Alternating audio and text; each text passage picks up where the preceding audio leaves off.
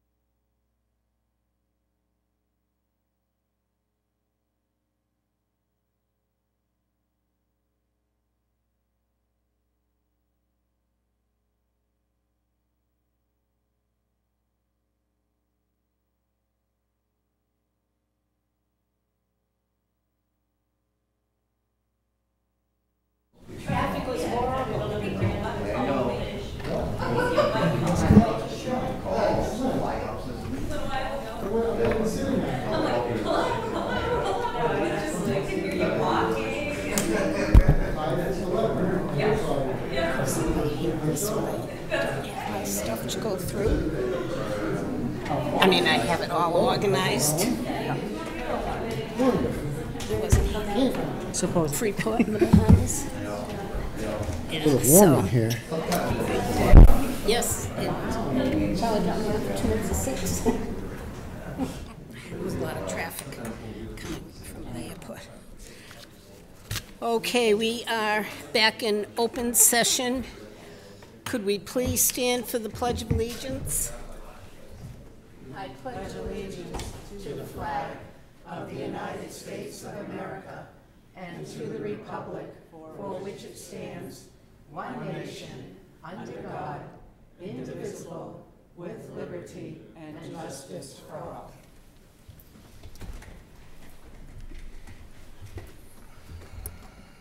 Okay. We do have a continuation of a public hearing scheduled for 6:35, so we can wait on the public service announcements. So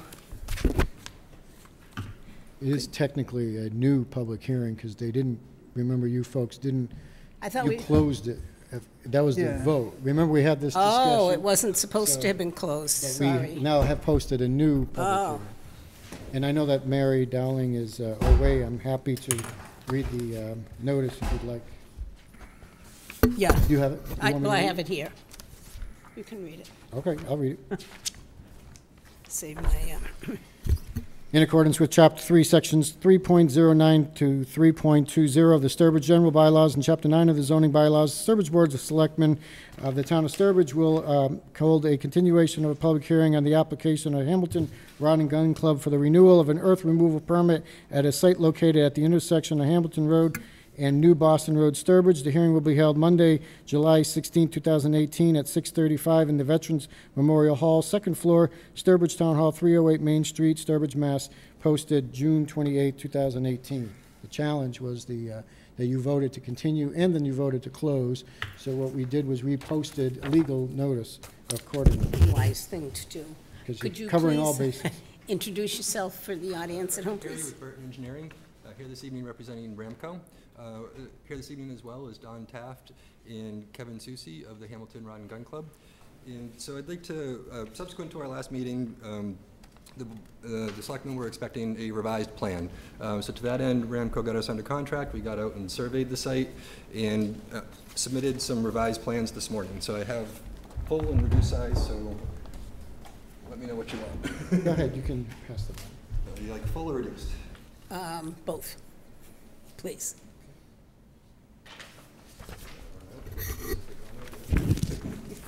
You can just give me whatever's left. I'll have full if you have it. Thanks.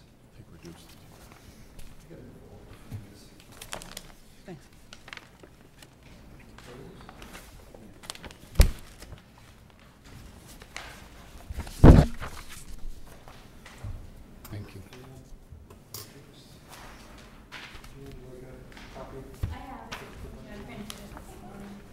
You're gonna keep this one.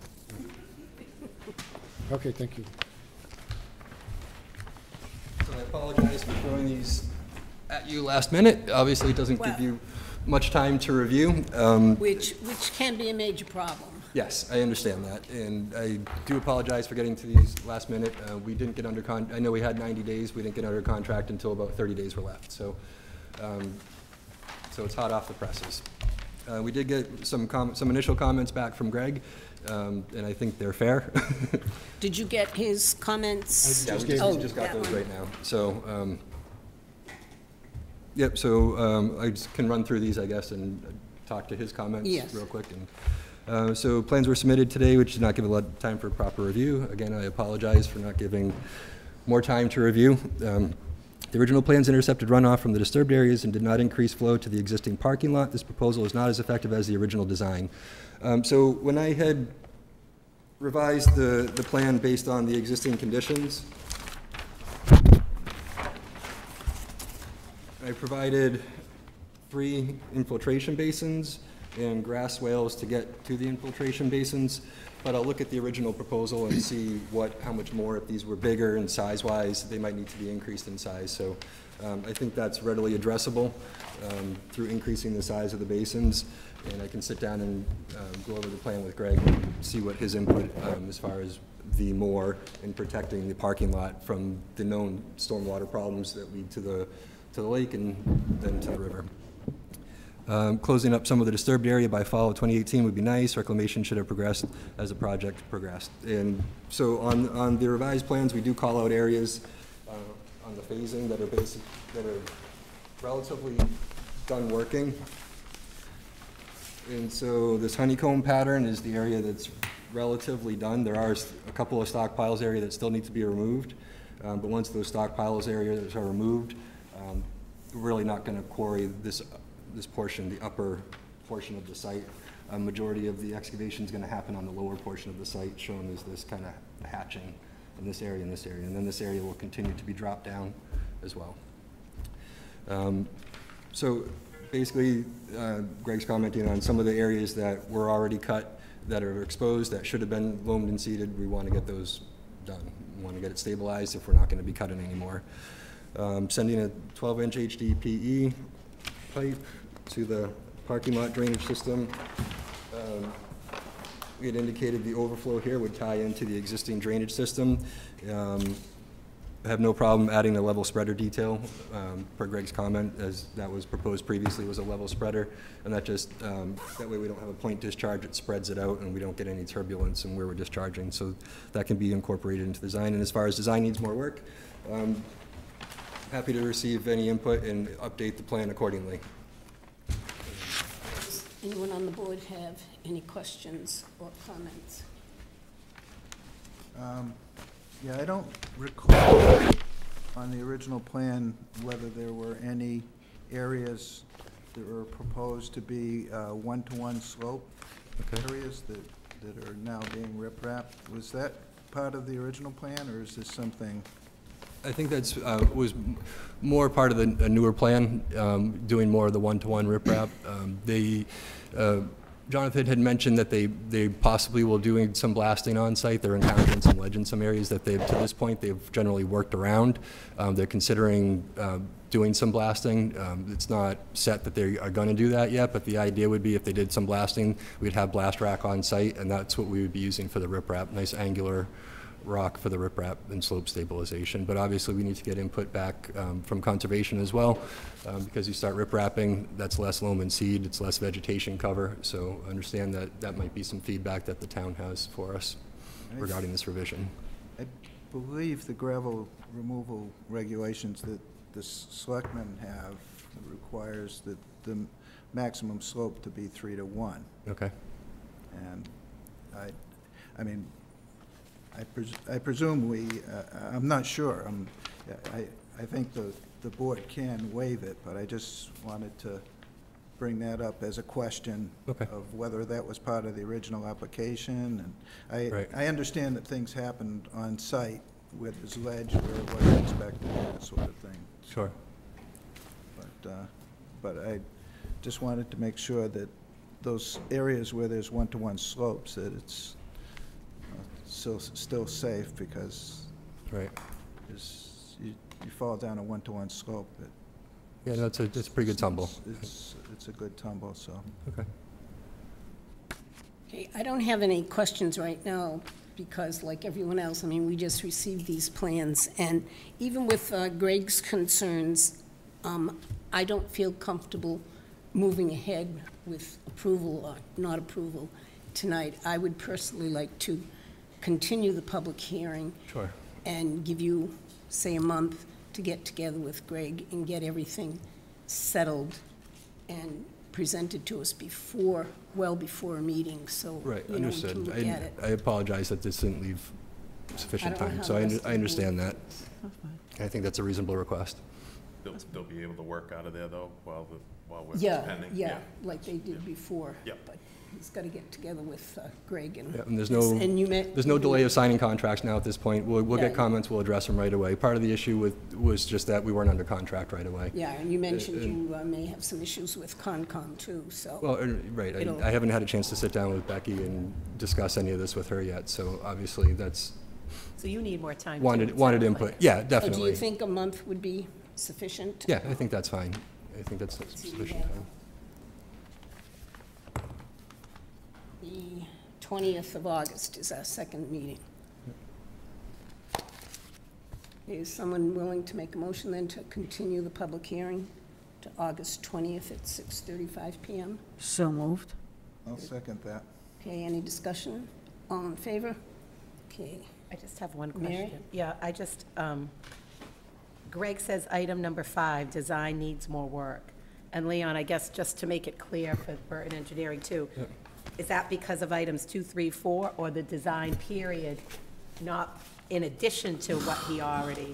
We just got this late this afternoon. Right. Quite frankly, I don't know how to answer your Yeah, question. oh, I know, I'm just saying, I don't expect you to know how to answer. It's just that if he spells out what part of the design needs more work, obviously that'll be. I think if we direct the applicant to go back to meet with Greg and Becky at the Conservation and have, by the time we do the Right. reposting of the hearing, we'll have hopefully a revised one of these.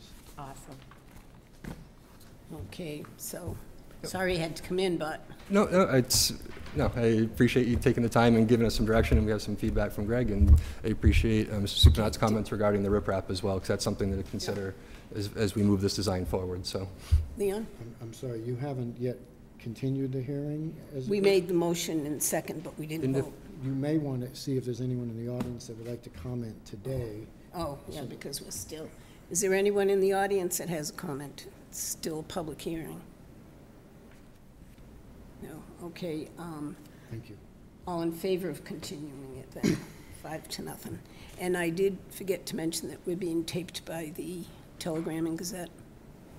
Okay, Thank you very much. good luck. Have a good night. Did you sign in, Frank? I did, yes. Yeah, thank you. Thank you. Okay. Next, we have public service announcements. Priscilla, do you have any? No. Chase, Mike, No? Mary? No. We do have a couple that came in. We have a notice about Burgess Bear 5K run/walk, September 23rd. It says, "We are ready to inform and invite the selectmen to the Burgess Bear 5K run walk happening on Sunday, September 23rd, 2018. The race will start and finish at Burgess Elementary and follow a route through the surrounding neighborhoods. Attached is the letter we have drafted to be presented at a selectmen's meeting. If possible, could you please read it at the July 16th or August 6th meeting?" Okay. Okay, it says the Burgess Bear 5K run/walk, which has received the required permission of Sturbridge Chief of Police Thomas Ford, will raise money for the Student Activity Fund to support the 6th grade ecology field trip to defray the overall cost of the trip for families. The ecology trip is a long-standing tradition and an integral part of the science curriculum. This trip provides a hands-on and immersive learning experience for Burgess students. As a Burgess alumni, the ecology trip is something I still fondly look back upon, and I can attest to the positive impact it had on me. It strengthened my passion for science and the outdoors, something I took back into the elementary classroom and later my higher education in the health science fields. I now have the opportunity to represent Burgess once again, this time as a parent of 3 Burgess students and as an active member of the community. I am honored to be the Burgess Bear 5K run-walk race director and work at making the ecology trip financially accessible to all Burgess 6th grade students interested in attending. On behalf of everyone involved, I invite you to spectate, run, or cheer on our races and students at this community event. If you have any questions or would like to participate, please contact me. So Would you put that on the local website too? Oh, I think she's already spoken to them. It might be already. Oh, done. good. Well, I haven't been near I'll a, verify that. I haven't been near a computer. Okay. Let's see, we also have a invitation Climate Leadership Summit, July 21st, 2018, 10 a.m., Millbury High School. Okay, hosted by the Massachusetts Sierra Club and State Senator Michael Moore. Then we have a 2018 Kayak for a Cause, proud supporters of the ARC, Center of Hope Foundation, at the Sturbridge Host Hotel, Sunday, August 5th, 9 a.m. Registration, greet Center of Hope Foundation's representatives. The event is at 10 a.m. Fee is $10 per kayak or non-motorized boat. Donations can be made the day of the event or to the Center of Hope Foundations. Okay, will that one go up too? I'll make sure that all of them are. Okay. Let's see. Okay, we have an appointment. Oh, yes, thank you. Madam Chair, I'm asking the Board of Selectmen to concur with the appointment of Ashley Griffin as the Facilities Coordinator effective July 30th, 2018, at a rate of pay of $50,000 a year. Madam Chair, in the audience today is Ashley Griffin, of Sturbridge resident here in Sturbridge, who is the successful applicant for the position. I was happy to have some department heads join me in the interview process for Ms. Griffin. She comes to the town of Sturbridge with a good deal of background as a senior facilities manager, but what also was very helpful and interesting as a qualification for the position is not only does she wish to showcase the buildings that she maintains here in the town of Sturbridge to her children, who will drive, which they will drive by on a regular basis. But she also has a background in safety, and particularly since, as you know, Massachusetts changed the regulations with regards to OSHA recently. We think that Ashley is going to be a great addition to our municipal staff here in Sturbridge. She is here to meet the town and meet the Board of Selectmen, and I stand ready to answer any questions that you folks may have. Okay, Ashley, could you please come down, have a seat?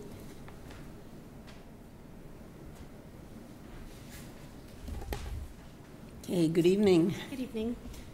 Okay, did you sign in when you came? I will.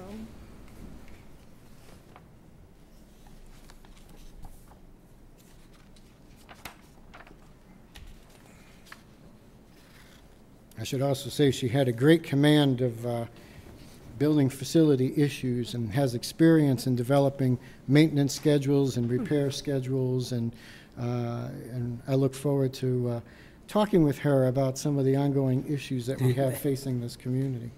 Okay. Any questions from the board? Mike? Well, it was just a thought. Ashley has from the resume in front of us, has a great background in facilities management and so forth in the private sector. And I was just going to ask if, or my opinion is we should, right out of the gate, get Ashley some training in public procurement in Massachusetts, because that's, our town administrator is the chief procurement officer, and he can handle a lot of work, but I think part of your job would be assisting the town administrator in procuring repairs and and improvements to the town buildings as necessary. So Yes, during the interview process, we discussed that at length of the future trainings that would need to take place to make sure that we stay compliant. Don't you love it when great minds think alike? it was just a thought. But yeah, I'm impressed with your background in the private sector. I think it can translate to the public sector very, very nicely. Anybody else? No, very good. Is there someone willing to make a motion? So moved? Is there a second? I'll second. Any discussion? All in favor of the appointment? Okay, congratulations. Congratulations. Welcome. Thank you. We'll see you soon. Real soon. Thank you. Okay, next up, we have a request for a one-day liquor license for the Hoyt Road Race, Altruist Brewing. Is anyone here for that? No. In your agenda package, you have an application for a one-day liquor license for the Hoyt Foundation operating through Altruist Brewing Company. They are been asked by the Hoyt Foundation to serve as the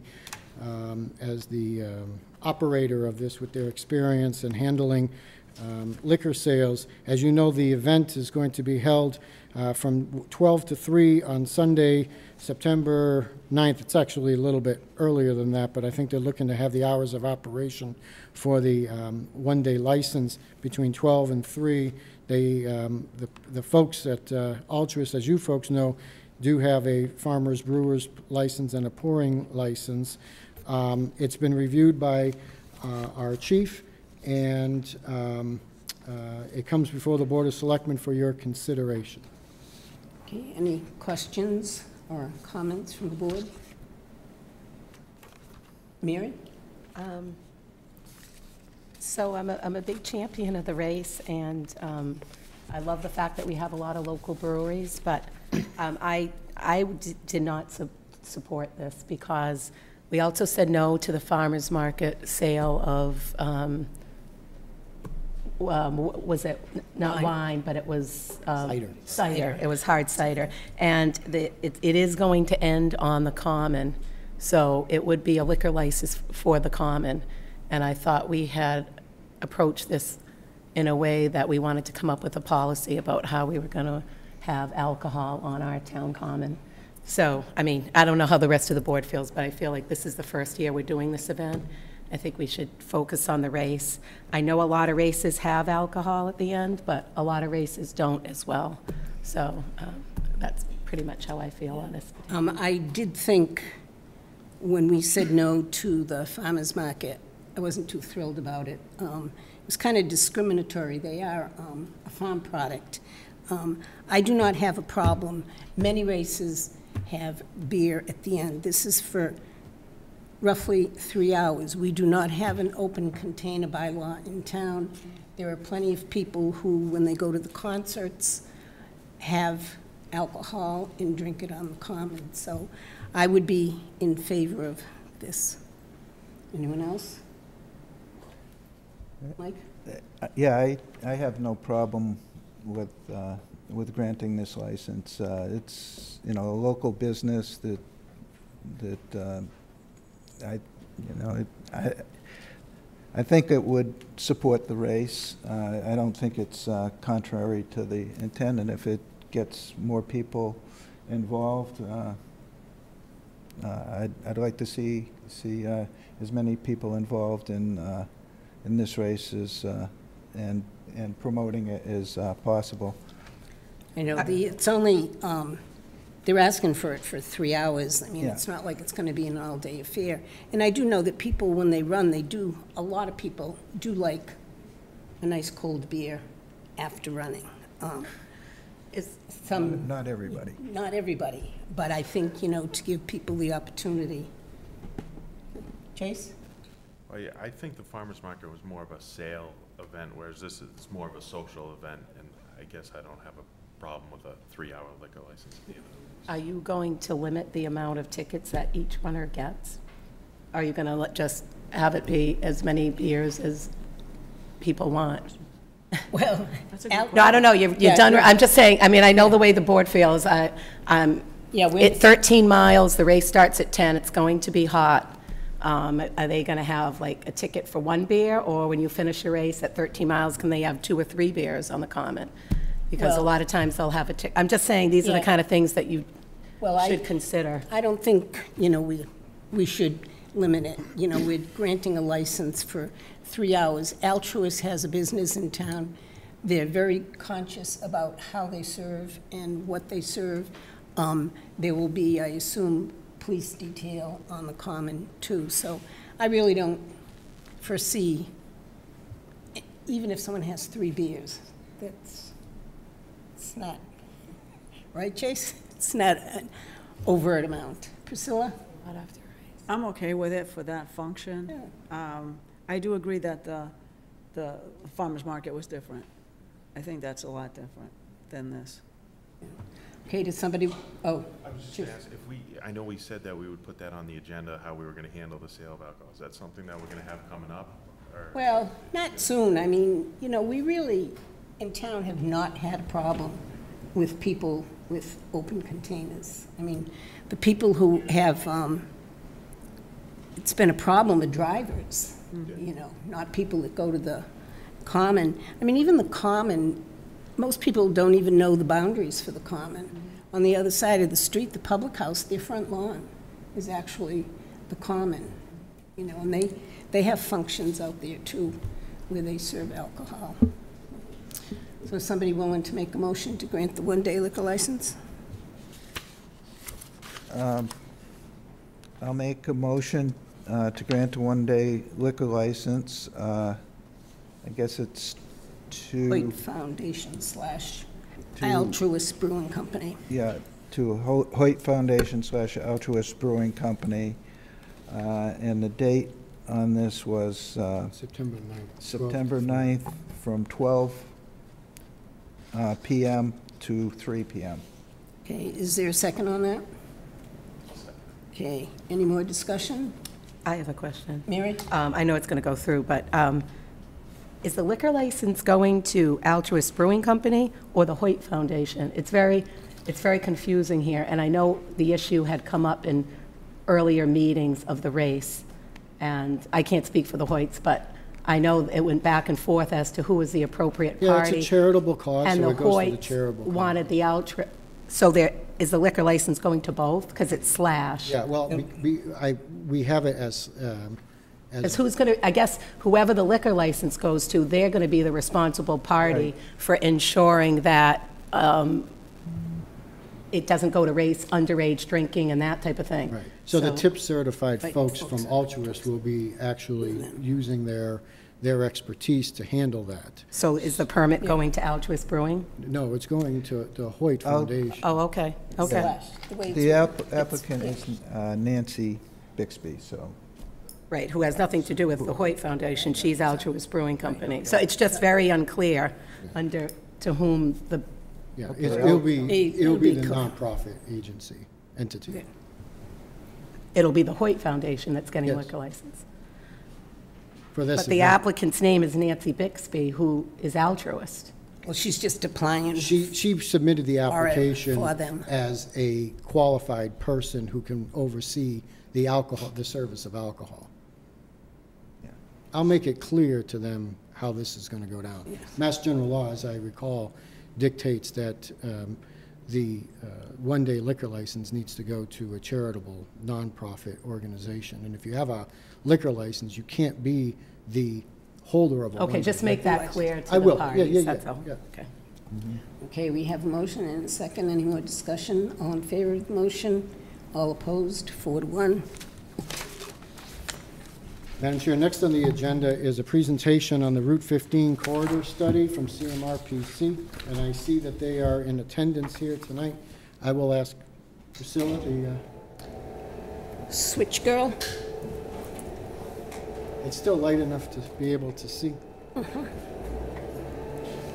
I will also mention that Town Planner Jean Boubon and our Economic Development and Tourism Coordinator Kevin Filczek are present here as well. They worked closely on this study. Please have a seat, and please sign in if you don't mind. So it's been a lot of work on the town's behalf as well as CMRPC, and I want to thank Jean and Kevin and the staff at CMRPC for the the work that was done and the exchanges that went back and forth repeatedly throughout the process. It was nice to work with you. Thank you. Thank you, Madam Chair. Are there any extra for the audience? This is the presentation. Yeah. This one here, Here. it's going to be on, oh. Yeah, but I gotta meant, turn the thing. I didn't printed. Oh. print extra copies, I'm sorry. I thought that turned on, but apparently it didn't. Or it might have turned off. Why don't you introduce yourself while I'm putting our technology back? All right, certainly. Thank you very much. My name is Ron Barron. I'm an associate planner with CMRPC. I've been with them for about 1.5 years now. I've been working on economic development and housing, as well as land use issues at the time that I've been here. I came to this project through my former colleague, Chris Ryan, who was sort of the lead on this last year. The town approached us and asked us to revisit this corridor. It's been looked at quite a bit, and we did that through a grant for through our office, the District Local Technical Assistance Grants, or these DLTA grants, which is a state fund that allows us to provide direct technical assistance as a regional planning agency to the towns in our region. So the presentation I have today is going to be just a fairly quick overview of the process, what we had done, what the ask was, what we saw as, and what we learned was the goals of the town's ask, and then go through some of, very quickly, some of the initial findings that we've had. Obviously, when the town came to us, the big question was for us to try to get some sort of a sense, after all of the different plans that had been written over the years, and I have a slide that kind of talks about that in a bit, that what are the best options for this? And through some of the plans that had been done in the past, this corridor was the uses that were identified for this corridor as being the most appropriate were recreation, warehouse, medical businesses. We sort of looked at like warehouse and industrial at the same time for this corridor. The town had asked us to focus on some of the challenges that had slowed down development for this particular corridor over the years, and to try to come up with a direction that the board can take, some guidance on how the board can direct the future development of this site. The outcome of this is we got a few zoning recommendations and some use recommendations that we were able to provide to the town. And hopefully you guys will be able to use that as a jumping off point for trying to get something started and really direct where the corridor is going to go in the future. Advance. Thanks. So we've got a little bit of some of the history of the project up here. I'm not going to go through in detail with it. Just I put it up there. Suffice to say that this area has been looked at a lot over the last many years. Going back to 1992 with an initial study where some zoning recommendations were done. In the late 90s, it was decided to put the current zoning that's there in place, all the way up to 2013-14, which is the last time CMRPC took a look at this study. According to the application that we were given by the town, we did this study, relatively short report that we did looking at sort of summarizing the prior plans and the goals and objectives of the town. We gave some recommendations to the town, and I know the Board of Selectmen at the time had more priorities. Those priorities have since shifted, and now we want to look at this and sort of get a new sense, a new look at this area and see what we can do. So the next slide is a map of the area we focused on. So the original, you can see the gray bar on the left there is the highway and also the Haines Street Route 15 corridor. The properties that are highlighted, these are all of the properties that have frontage directly on Haines Street. And those were sort of the focal point of what we were doing. Now the zoning actually covers a much wider area, but a lot of the properties that are sort of in the back on the other side of Haines Street, they have, there's a lot of residential uses, there's a lot of mixed uses, there's a lot of things that are there. The ones that are fronting Haines Street, the Route 15, these are the ones that are the most open parcels, that's got the most open land, and that's sort of the focus of what we were looking at. There's at least 12 parcels that were undeveloped, or at least underdeveloped. You know, we've got only the solar field and a couple of underused properties that are down there right now. The zoning as it stands currently, as you know, split into two basic parts. It's the historic commercial district, which covers this area and the public house and the large parcel immediately behind the public house. The second piece is the special use district, which is the one that came out of the project in the mid-90s that was trying to rationalize some of the uses in that area.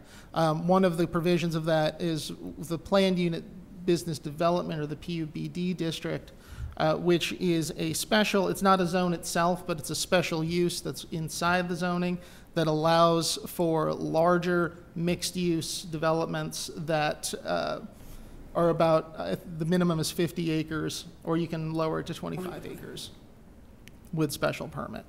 And that's what's there right now. So we looked at some of the constraints and challenges. Obviously, these things have been looked at ad nauseum, so we didn't want to spend too much time on them, but we wanted to reiterate them to make sure that they were still being presented as relevant to the study. The environmental constraints are fairly significant. A large parts of the land are under, and we have a map that'll show this, are under wetland protections. There's a lot of watershed that runs through there. Another big constraint is the lack of water and sewer infrastructure. There's no water or sewer running down Route 15 at all, and that can act as a constraint on development. From all the different planning that we had seen, there's been sort of an ad hoc approach towards the goals for this objective, and that's what we mean by that line, the goals and objectives are unclear. There are, with this, the types of uses that are allowed in the special use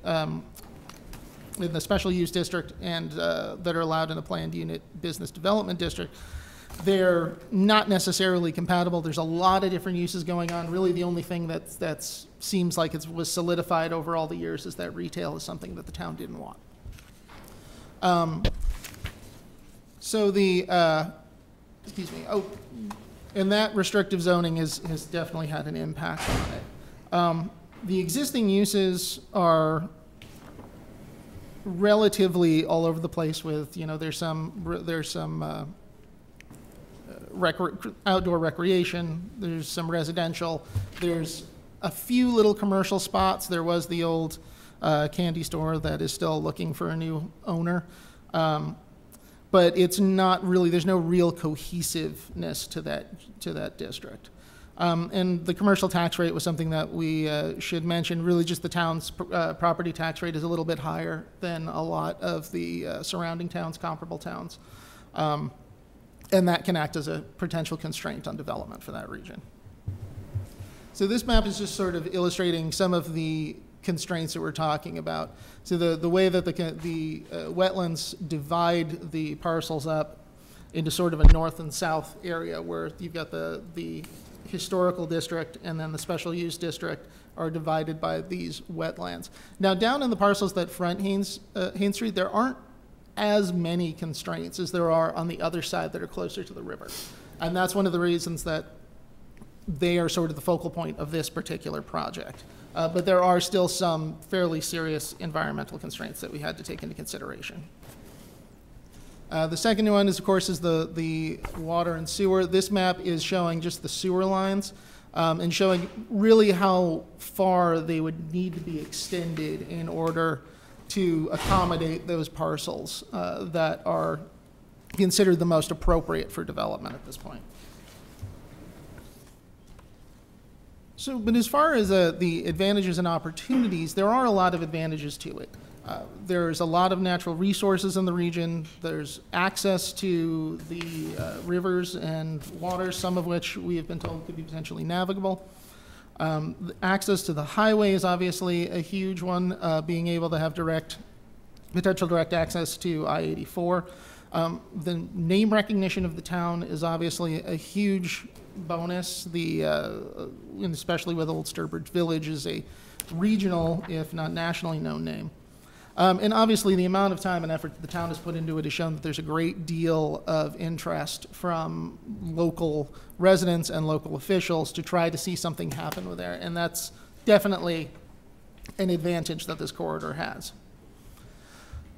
So when we looked at some of the baseline data, and that's all available in the report, we're not going to really reiterate it here because it's been talked about a lot, but once we looked at that, we took a look at the analysis of the uses that the town had asked us to look at, specifically the recreation and the medical warehouse, those sort of uses.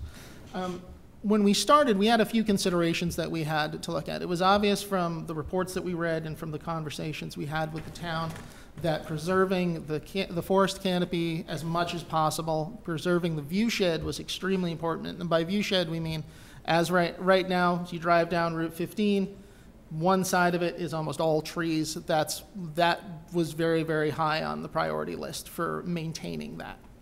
So we didn't want to, the town didn't want to see anything that was going to really impact that. Strip malls, big developments, big hotels, that sort of thing. But at the same time, the town obviously needs something that's going to be a draw for the region. So we needed to look at uses that were going to be compatible with all of these goals. Maintaining the view shed, still doing some economic development, changing the uses. So with commercial recreation, we looked at 3 different aspects of commercial recreation because it can mean a lot of different things depending on what you're talking about. We looked at outdoor and sort of larger adventure park style outdoor recreation. We also looked at indoor sports and looked at some options for accessory businesses. What did the zoning allow for things that might be able to support, say, blue trails or hiking trails or something of that nature? So the first one for the market analysis that we did, this is a very interesting little piece of data. We got this from a company called Esri, which is the company that does the ArcMap software, and they have a product called Business Analyst, which is it's principally a site selection tool, but it's got a lot of very interesting data. And one of the things that we were able to leverage for this particular discussion for the commercial analysis was they have a product that analyzes consumer behavior, and this particular data set is looking at the types of spending patterns that consumers who live within a 30-minute drive time of. We used the Hebert's Candy Store as sort of the central point, and then do a drive time around that.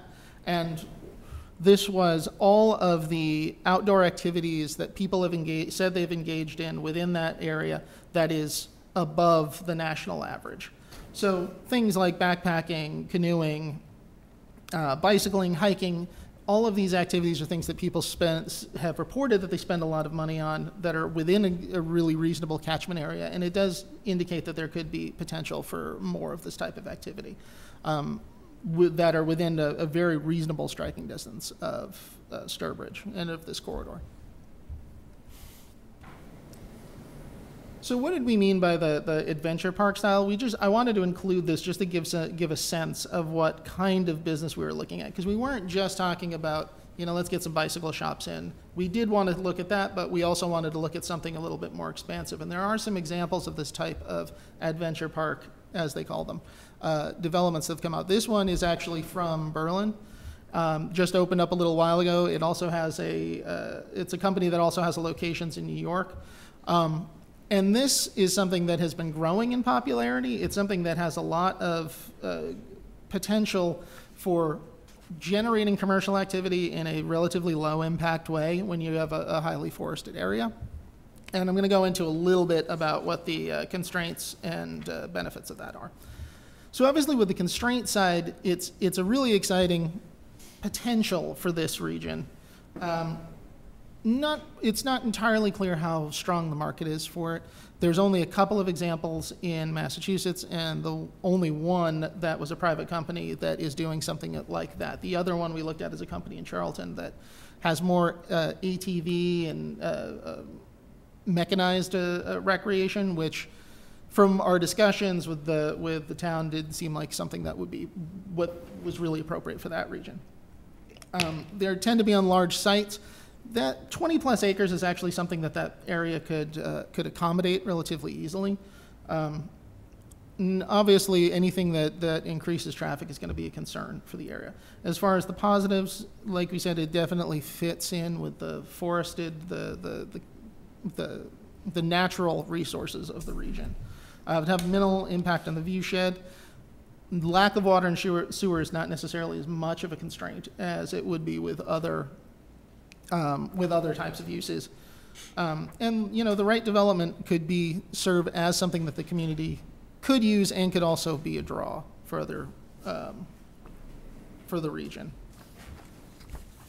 We also wanted to look at indoor recreation. We knew that there was a proposal that had come down the pike not that long ago for an indoor sports complex. That is something that could potentially be used. It's those types of uses, they're going to tend to be more water intensive. They're going to need more sewer. They're going to need to use up more land. They'll eat up more of the tree canopy. And one of the things we had run into was there was a question about whether or not the current zoning would allow for the necessary height limitations for those types of buildings. The proposal that we had been directed to, as an example, was one where they were going to have to seek a variance in order to get a building of the proper size. Now, on the plus side, it's definitely something that can be both a regional draw and a local service, and they are a little bit easier to design in a way that can definitely maintain the view shed, if not protect some of the canopy. The big drawback, obviously, is the amount of parking, but that's the same as just about any development that you would get. With passive recreation, this is the one option that definitely has the most, it's the most environmentally friendly approach. This is something we're talking about, instead of doing one large development, look at doing a few small developments, or maybe doing just a complex of smaller ones that are related to the passive recreational opportunities in the district. And that's including hiking trails, boating trails, things of that nature. As it stands right now, the zoning is not particularly friendly to this type of use. It doesn't really allow for retail, and it doesn't have many provisions that would allow you to put in a really small one parcel business. But again, it would definitely be something that would fit in very well with that. We also looked at some larger types of developments. Manufacturing and warehouse distribution had a lot of interesting potential from an economic standpoint. This is a business type that is very in demand regionally. We looked at some information on the commercial industrial space from CoStar for Sturbridge, and found that as of right now, for the past few years, you've had basically a 0% vacancy rate in what limited industrial space that is available.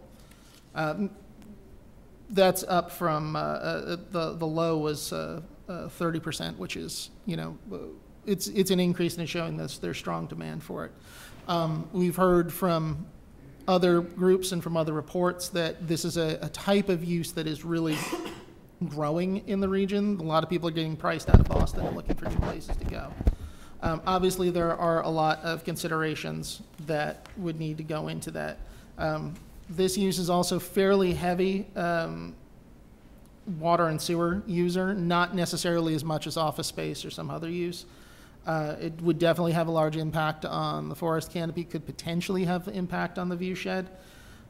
And it's not necessarily as compatible with the uses that are there right now. This is the kind of thing where it's like, you've got, is it compatible with residential? Is it compatible with the recreation uses that are there? That could be a potential issue.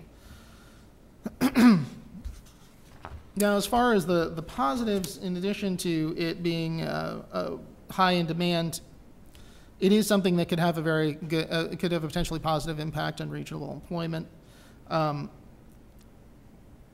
From what we've been reading, the market is something that's going to be is likely to be relatively stable over time. There's been a lot of growth in it, and having direct access to a highway is something that would be potentially beneficial. Obviously, the one big constraint with that is managing traffic flow for this.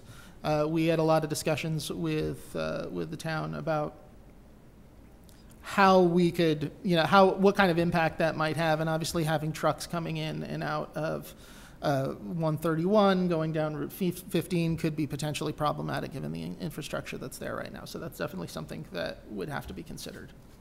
He was trying to tell you that we keep knocking down utility poles. 2 in a week. And then the final one we looked at was the healthcare and medical establishments. Now, it's from just a pure jobs and economic growth standpoint, this is one of the more potentially attractive options for any region, only because there's a lot of the people that are working in this region, that are residents in this region, they are working in either the healthcare or the education sectors.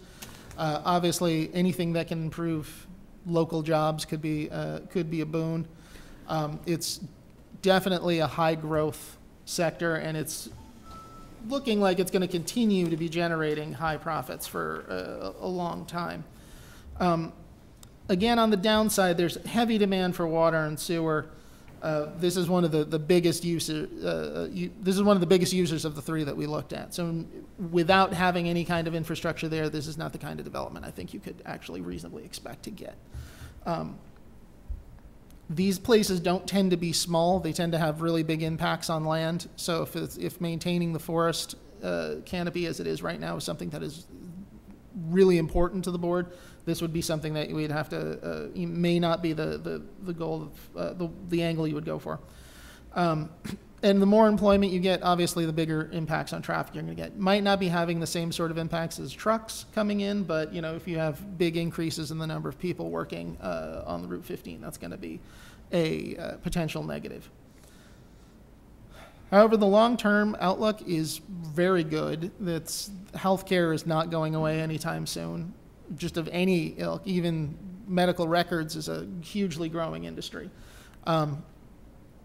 And they don't tend to be as controversial. And what we mean by that is that just warehouses, people can get upset about that. They don't necessarily want to see that going into their house. Medical offices, you might not want to see the forest, but it's something that everybody can use. It's something everybody needs. So it can be something that's a little bit less of a controversial move if that was the focus that the board wanted to go with. So the final slide is a quick note on some of the use recommendations that we had and some of the other recommendations that are in the final report. The outdoor and passive recreation option is sitting right on top for a couple of reasons. The first one is that with the way the area is right now, with the lack of infrastructure, with the types of impacts the town is concerned with, this is definitely a use goal that would be very compatible with what's there. It would have minimal impact on the existing infrastructure, potentially. And it was something that could fit in well with the existing tourist industry that's here. Traffic impacts could be a big consideration, but again, these are something that with careful planning you should be able to mitigate. The second one on the list here was the warehousing and distribution. This is one of those ones that has a lot of flexibility, and again, the traffic is the biggest consideration here. It would take some pretty careful planning to try to make sure that trucks are not having a big adverse impact on the Route 131 and Route 15 in particular. As far as the water and sewer investments, anything that the town wants to do, there's going to have to be something with that on that, some sort of extension on that corridor. The town is in sort of a chicken and egg scenario right now, where it's not really economically viable for the town to invest in water and sewer on a bunch of open land, but at the same time, very few businesses are going to want to invest unless that infrastructure, or at least the promise of that infrastructure, is there. As far as the bylaw amendments, we did recommend some revisions to the planned unit business development. Right now, 50 acres minimum is, a planned unit business development needs 50 acres in order to apply. There isn't a lot of available land right now that fits that requirement that's in the corridor, at least not that's fronting the Route 15. And reducing that to a smaller amount would potentially help make some of these uses more viable. There was a question about setbacks that we had come across. There was right now there's I'm sorry, I'm drawing a blank. I believe it's a 100-foot setback for these for anything that's fronting on Route 15. And there was it was a little unclear where that should start, and we recommended that the language be clarified so that it says that it's starting from the end of the right-of-way and going into the parcel. And the height limitations was another one, because that was a specific example that came across that said the 35-foot height limitation that's there is potentially problematic for indoor uses, sports, recreation in particular, but would also be problematic for office uses if the town decided to go that route. And so that's sort of a brief summary of what we had come up with, and I'm open to questions if the board has any. Okay, thank you. Any questions, comments from the board? Mary? It seems that we're always right back to the infrastructure as the major holdup, because a few years ago, I believe it was Ty and Bond that did a study just on how much it would cost to bring town and sewer into Route 15, and it was a huge amount of money. So I get the chicken and egg, though. Just on one of the slides early on, you said some of the drawbacks to the town, and it said that our tax rate is higher than comparable Central Mass towns. And if you could, at some point, forward that data to us, like what towns did you look at in Central Mass, and Sure. what was their tax rate? Because I'm just curious to see Yeah, how I far actually- off we were, because I was always under the impression that when you take our rate and our assessed value, that we're about average for Central Mass. So It's I was the concerned with rate that we had was 1944, and some of the towns, I just took a quick note of a couple of the towns we looked at. For instance, Charlton is at 1350, Oxford is at 1620. So it's not off the charts high. It's not completely, it's not unreasonably high. It's just compared to some of the other towns that have similar characteristics, it's on the high side. Okay. And if you Obviously, could it's lower just, than the city. because, right, and we're going to be reviewing what towns we use to compare our town to demographically, income, real estate value. So if you could just send the towns other than, I know you mentioned Oxford and Charlton, and if you looked at other towns, I would be interested in knowing which ones they were. Oh, absolutely. I'd be happy to do that. Yeah, did you, we always get a lot of confusion about tax rate and tax bill. They're not the same. Our tax bill that Mary referenced is about in the middle of the state's 351. And we've been that way for years. And does it go up? Yes, but everybody else goes up too. So we don't usually just compare tax rates, because that's, a misconception. But we would still like to have the towns you looked at.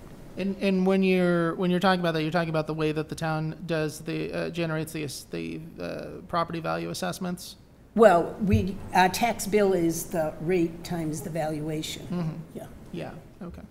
Yeah. Mike? Yeah, when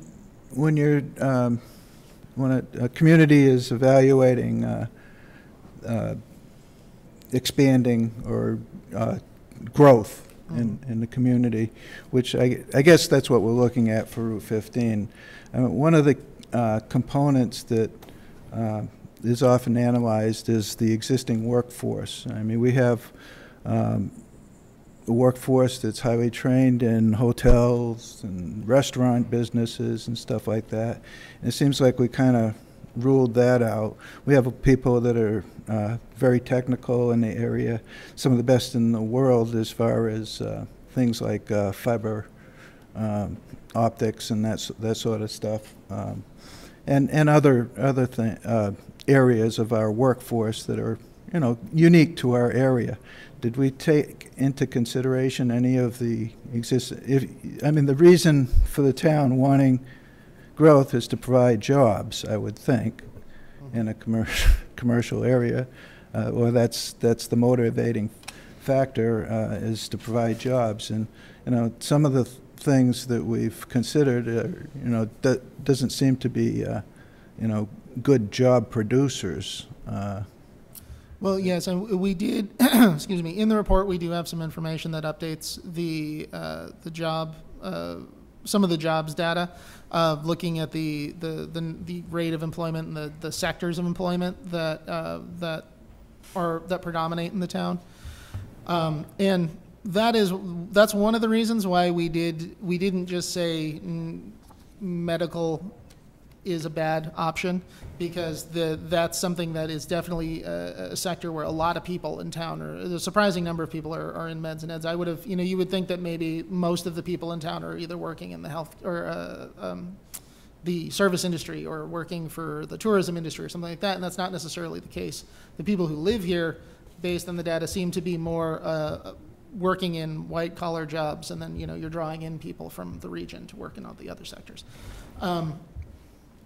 And obviously looking at office space, high-tech manufacturing, things like that is something to consider. We didn't look at it here because it was sort of outside the mandate, so to speak, of what we were asked to look at. But that data is in the final report, and we actually have more of it. If you would like us to send you anything in particular, you can just contact me and I'll be happy to provide it to you. And Madam Chair, I want to point out that I provided the Board of Selectmen with printed copies of that final report, and I believe, right, Gene, it's on the Planning Board's website. Is that where it is located? So we have it on the town's website under the Planning Department for the general public to see as well. Okay, thank you, ma'am. Anything else from the board? Madam Chair, I want to be clear. You know, I think it's probably the right thing to do to, you know, make sure that the planning board has an opportunity to review the presentation, review this presentation and the report. And I think at some point in the future, maybe a joint meeting of the two boards, because remember, the goal that we have is what do we do moving forward, if anything at all, and perhaps a joint meeting of the two boards, you know, sometime in the next couple of months after people have had a chance to digest this is probably a good idea. No, I agree. Can I just Mary, I have one more question? Thank you. You know, in the recommendation section on our bylaws and zoning changes, you recommend 20 acres as opposed to the 50 that we currently have. As a, can you I can't refer to it offhand. Yeah, I believe the recommendation is the start at 25 and then have it reducible to 20, because right now it's 25, I think it's 50 reducible to 25 with a special permit. And now you want to go to 25 to 20. Yeah, so our recommendation was, and that's not necessarily that's not a hard number. Really, the reason we went with that is because when we looked at the parcels that were along Route 15, most of them were in that range. It was relatively easy to cobble together enough parcels to pull together 20 acres, where it was pretty challenging to find enough parcels to be able to pull together 50 acres. Okay, I was wondering how you arrived at the 20 as opposed to 15, or you looked at what's currently there in terms of the parcels. Exactly, you didn't have other developments in mind from other towns that follow like 20 acres for? No, the only other guideline that we had with that is that some of the recreation sites that we had looked at and some of the indoor and outdoor sort of recreation, that was about the size that we were looking at, was about 20-acre parcels that they had developed, 20 acres plus, but they were between like 20 and 30 acres. So just trying to give it a ballpark, we said, you know, we figured 25, start at 25 and then have it be reducible if they needed it to be. but it can be tweaked to any size that the town would feel is more appropriate. Just the main idea was that it's the 50 acres. Too much. We think was too much. Yeah. Okay.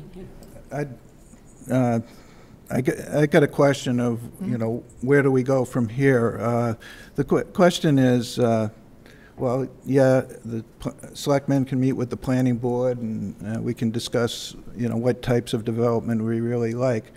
But can we really pick out some sites? I know several years ago the town created a list of priority development sites, which we could, you know, do expedited permitting on. And I'd like to see us from here see if we can find, you know, a few more priority development sites along this corridor, and you know, assist in marketing and expediting their permitting at some point in the future. Mm-hmm. Yeah, well, I think when we have a joint meeting and after the planning board has looked over the report, you know, questions like that and suggestions like that. And I think come the about, infrastructure was the big you know. hang up with that, but I don't know, Yeah. Jane would be better. And if I may, I think one of the other big considerations that the town will have to really nail down is really what the town wants the vision of this area to be. Because one of the troubles, one of the challenges with all the different studies is that there is this desire to have bigger development, to have stuff that'll actually that'll draw in businesses that will support jobs for residents, things like that. But at the same time, there's been a lot of interest in making sure it stays as a forest, making sure that the tree line doesn't get destroyed. So that's one of the reasons why we put the recreation up front, not necessarily because we think that's going to get the most bang for your buck, but it's definitely going to be something that is going to generate economic activity and will be compatible with those goals of maintaining the resources of that region. That doesn't necessarily mean that that's the direction the town needs to go. It's just that's been the direction the town has wanted to go over the past few years. So, I Chase? just had a question as to how that goes. The direction the town wanted to go as far as, you know, saving the trees and things of that nature. How did the town express that to you? Was it polled at the planning board meeting? I was just curious how we came up with that, because it seems to me if we want to grow Route 15, there are sacrifices that we're going to have to make. Oh, sure, Well, but there's been surveys done, and with the, Jean, you want to come down, please? As I'm chopping at the bit. That's, I know, could we put on some lights, please, Yes. so I don't fall asleep? Thank you. So really, I think thank you, to step back, this was actually a goal in the 2011 master plan. The master plan said, you know, you want to try to be too many things on Route 15, so you should kind of hone that down. So to Mr. Supernut's comment, we did designate some priority development sites back in 2009 maybe, and this was actually one of the sites I put forward, and it was actually rejected by the state because of the constraints. So there's a lot of environmental constraints, and Ron knows I was the squeaky wheel throughout this survey as far as the warehousing and distribution goes, because I don't feel we have the capacity for it. And I think that, you know, it was great to work as a group like this, because you bring, you know, kind of different opinions and different perspectives to each one of these ideas. But I think that the next step is we really need to kind of drill down and hone down on, you know, each one of these segments, and maybe we need to have further traffic analysis done to see if it can support. Maybe we need to take a more detailed environmental analysis of the parcels. But also just one other thing, you know, it was mentioned that we want growth for jobs, and that's true, but I look at this also in a different way. So if we, you know, if we are a tourist community, or at least a community with a large tourist attraction in it, part of our quest for this search for jobs should really be, how can we maintain what we have? How can we enhance what we have? Keep not only the folks at Old Sturbridge Village working, but the hotels and the restaurants and all of the kind of the breweries that we're starting to develop. But how can we keep all of those thriving and functioning, and what else can we add to that mix? So when I look at that corridor as well, when we talk about the outdoor recreation or the passive recreation, while some might think it's not the most lucrative, I look at Pine Lake RV, which is the Yogi Bear Park that's coming to the planning board tomorrow night, that's making a multi-million-dollar investment in that corridor. I look at the old Hebert Candy, which, just an update, since we worked on this study, has been sold and is being converted to a doggy daycare, with the idea that anyone that's passing by could use it as a daycare service for their pets.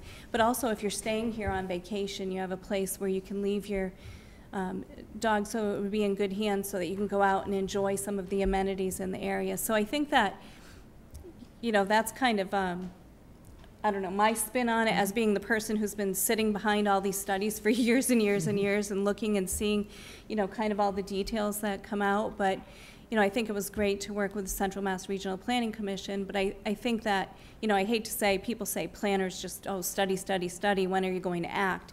But I think we have these ideas in that they do need further study before we throw all of our eggs in one basket, so to speak, and move forward. But I think there's, you know, there's some potential. I don't think it's as robust as sometimes we think. I think Ron might agree after studying all of those parcels. So that's my my 2 cents for. Well, thank you. You're welcome. Mary? Since you're here, I don't want to put you on the spot because I know you have to talk with planning, but what do you think about the recommendations for the bylaw changes on the acreage and that type of thing? I think they're and the very setback? reasonable. I think that, you know, the bylaw's been in need of updating for quite some time, which is why, you know, I think in my department, we've looked at it many times over. And, you know, go back to the 2011 master plan study, you know, it says figure out what you want to be. And then, so to me, figure out what we want to be, and then we can easily develop a bylaw that helps us be what we want to be. That sounds kind of corny, but the requirements of our zoning bylaw are pretty significant now, and I think that's probably part of the reason why you haven't seen much of anything, in addition to, you know, the lack of public infrastructure. We have fantastic soils down there, but you add that with the 100-foot setbacks, the 50-foot minimum lot size, the kind of odd mixture of uses that you could potentially have. I don't think it's the first area that people think of for developing, and I think, so I agree, we do need changes to the zoning bylaw to make it a more viable corridor for development of some type.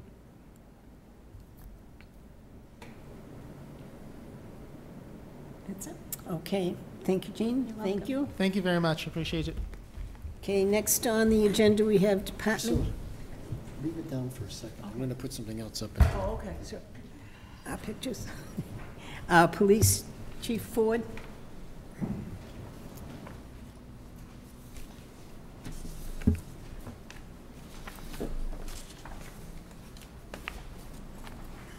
Are we all signing in on this? No, you're good. We know who you are. I don't know quite what that is. Good evening, Chief. Good evening. I have May and June's monthly Yes. reports that I've shared with the board.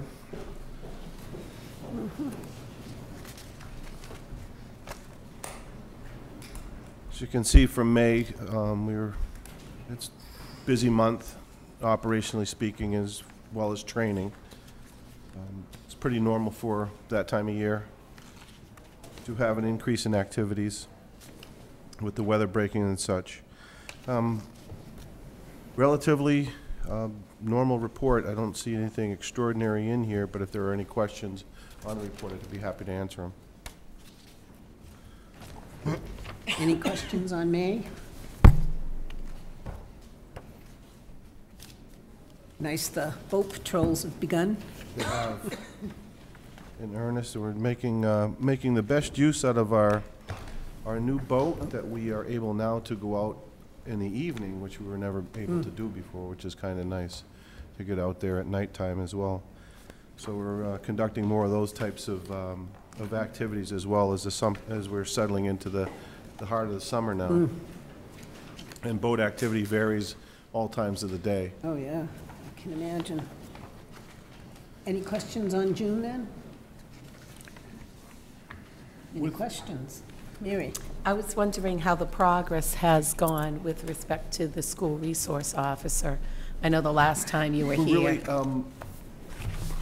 I'm in the process now of setting up a meeting. The next phase is to set up another meeting with the area chiefs to go over that. So there really hasn't been much movement since we last talked. However, I'm in the process of getting all the chiefs together from the other towns to present the outline to them.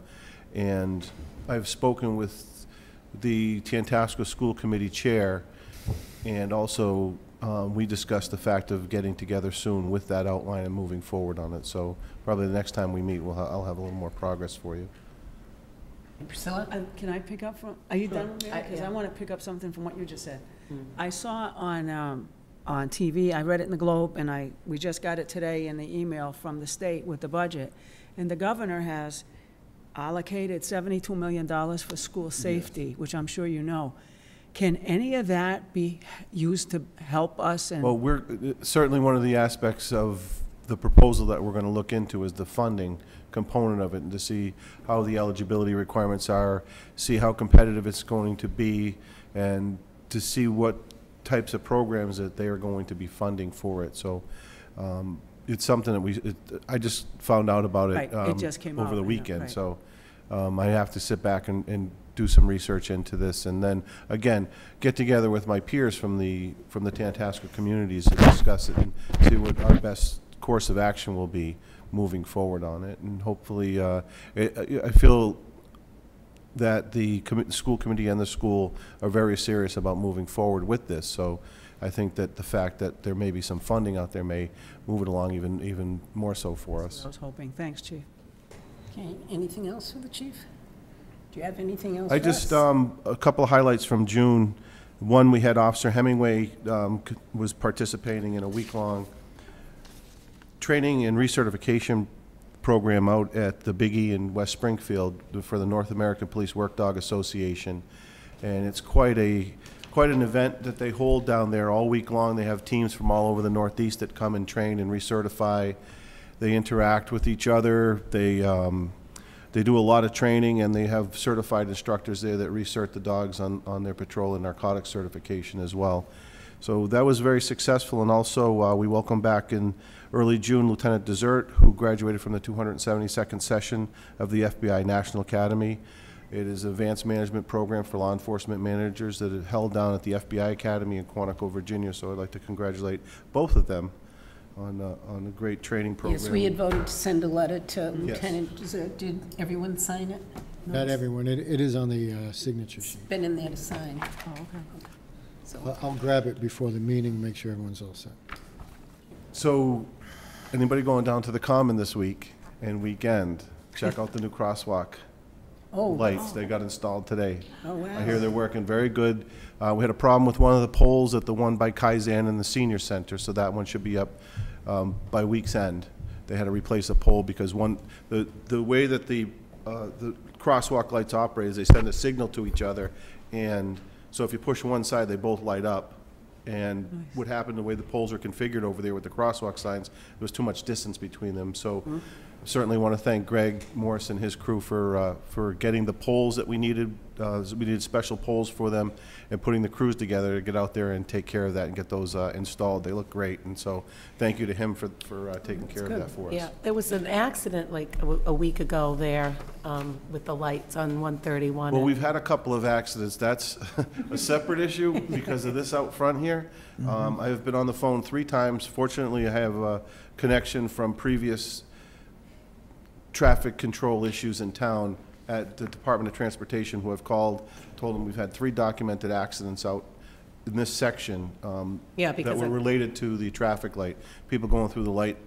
There's only one red light over there, and it's to the left. It was very difficult to And see. people aren't, they just think because the traffic's going, they can go through, then Route 15 traffic comes over, and, you know, we're fortunate that it hasn't been more serious. That's why you see the variable signboard down by the bridge, trying to alert the traffic to caution that there's signal problems up there. No, I know one, because I happen to know the person who was hit, but I know one woman went through the light, and a tractor trailer was pulling out of Route 15, and her car hit people I know that was, They went- she was right. sitting stationary, and the other woman went off to the hospital. What was she fine, or? I don't know the condition of her. I don't Oh, think it no, was but I mean, that light was serious. very, that could have been a lot more serious, because there was a tractor It trailer could, and that's involved. why I had multiple phone calls last week. I had 3 phone calls into DOT last week about this, and emails as well, sending the accident reports off. And I understand that Wednesday evening, Tuesday night into Wednesday morning, they're gonna be working on correcting it. So it should be done by the week's end as well. Thank you for the update. Thank you. Thanks. Have a good night. Have a good night. Thank you. Okay, next we have our building inspector, Nelson Burlingame.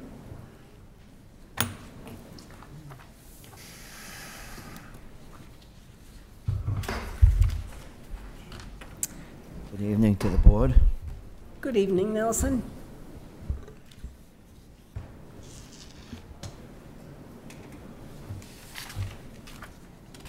Our monthly reports, Cindy actually sent the one for the month, but I also did my own, as requested by Mary at the last meeting.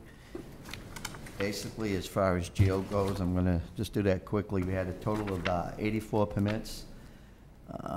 Permits issued totaled to roughly 4,000, just shortly under, and the fees we collected was almost 13,000, 12,500. She listed out the permits and what we did in various categories. Now, as far as a monthly reports, the ones that I usually do, I usually break it down to like the daily operations, which I did again. And I think what's interesting about that is we're gonna see a large volume of roofs. What was interested is we saw a lot of basements that had been redone without permits and stuff, because what's happening is a lot of people are selling houses now, they're selling like hotcakes. So now everybody that never pulled permits are coming back and trying to get the permits because the realtors are asking them, where's your permits for this, where's your permits for that? So what we're doing is we're doing a large volume of them. We're doing a large volume of renovations. There's quite a few new homes. I listed them out. There's like 2 on Bennett's, 63 New Boston Road, there's one. There's 3 new ones on Meredith Way, that's at new development by Mr. Reardon. 47 Bushnell, there's one. 118 Paradise Lane, 81 Paradise, and then the mobile park. There was like 4 new setups. I was talking to Mary at the park. There's only like one site left that they can sell, and then it's completely filled. So a lot of people, what they're doing, what I'm seeing is a lot of local residents, they're selling their houses and actually moving to the park. Because a lot of them that sold seems to be people that have already been residents of the town, and they're at retirement age. The other thing that's pretty interesting is specific commercial projects. I listed them out, and we've got a lot of them going. We can go through them. Edwards Gas Station is one of them. What he's gonna do there is he's got a new island with a canopy, and he's gonna move it forward more towards the Southbridge sides. He's taking the tanks now. There's been a hold up on that because they're gonna actually go in the front of the building. But he originally had them as going somewhere else, and then he changed his plan, his site plan. That's why they've been sitting there for a while. But I think soon you're gonna see it all come together, and he's gonna spruce up. He's gonna have a little convenience store in the building itself where he does the mechanical work, and then he's tidying everything up from what he told me. That 40B project, I think we're gonna be issuing a permit on that very shortly. I've got a lot of paperwork on it. I've got a lot of review to do on it. Basically, there's gonna be the 3 buildings. There's gonna be like 97 units there. Then we've got the doggy daycare. They're gonna call it Paw Plaza. It's the old Hebert building. It's like 85,000 square feet. The building itself, there's gonna be like a small reception area to the left. They're actually gonna take the cars and drive around like a horseshoe, so you drop your dog off and then you leave. They've got some large main playrooms in there. The first floor, they've got some. The second floor, they've got big areas for the dogs. They've got a couple of different grooming areas, bathing areas, the suites. They've got quite a few suites. They've got what they call overnight suites. There's like 40 of them. They've got 2 employee quarters that they're going to be there 24/7 to watch the dogs. Altogether, they're hoping to be able to support 83 dogs at a time. It's interesting because when they came and they talked about the corridor, that's part of the corridor. I don't know what my opinion's worth, but I think service type businesses in that corridor are great, and that's one of them that's going to be service, because I think it's going to draw people in, they're going to drop their dogs off, and they're going to spend money whether they go out of town, whatever they do, they're still going to spend money. People that come in, to see things in town, they're going to draw, it's going to give them a place to put their dogs. I think it's going to work hand in hand. I think it's great. I think she's going to be really successful. I'm really excited about it. And then I'm going to keep going down this line as to what commercial work. The child care building, it's at 440 Main. It's the old Sweet Kiwi building. They already have their permit in hand, and they're doing it now. They're hoping to open, for the school year. They're looking to have 38 children.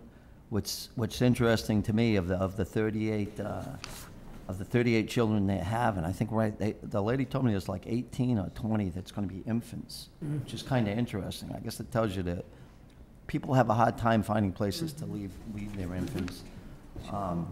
What was interesting about that, I did a lot of research and I did a lot of reviewing, and I won't say the permit was held up, but it took a while before they got the permit. And my biggest thing was after doing the research, as far as the infants, it has to be on the first floor.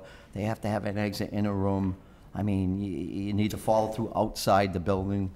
I made sure all that was taken care of, so that was done. So we're on the right track. I think it'll open, on a timely basis, and everything should be good there. Petro Gas, the old Roy Rogers, they haven't issued a permit yet, but they're going to soon. What they're going to do, it's going to contain 2 fast food establishments with a drive-through. They're talking about a convenience store. Well, they're going to redevelop the convenience store next door, because they bought the old Roy Rogers building, and they bought that. I think it's a mobile station. So, but they're going to work on the old Roy Rogers first, and they're going to have a couple of fast food places in there. They're going to do the whole building over. It's a nice looking building. They've got a higher design, so it looks real nice. It doesn't look boxy like it used to look.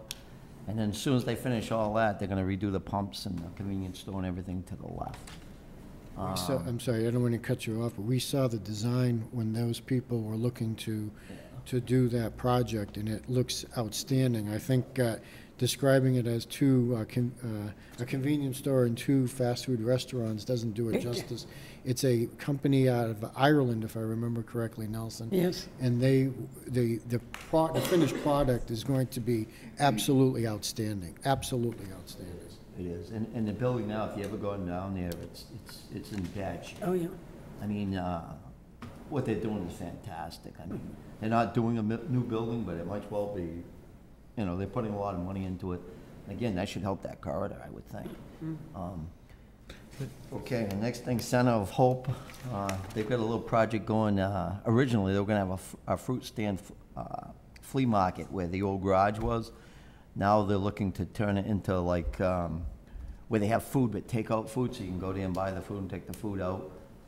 They're talking right now with the Board of Health and with planning about it, because there's a few changes. But it looks like, they'll be coming for a permit very soon too. Then the other thing I have on there is that marijuana medical facility. I think if people have seen, they've got the hay bales and stuff up there. They're going to start digging pretty soon. They actually have a permit for the foundation. They just gave me all the paperwork for the building itself. The original plan is staying the same. The only difference is the lower section. I don't think they're doing much with that quite yet. And they did have some changes as far as they moved the location of the building and the way they're setting up the parking lot, but no real large things. It's still a 691-foot square first floor, and the bottom floor is 680 square feet. So it's not huge, but it's a fairly small building actually. And then Panera Bread. Probably people have seen they've started that. They've dug the foundation for it. The same thing with that building. We have prints of the building. It's a beautiful building. It really is. It's got the drive-through and everything.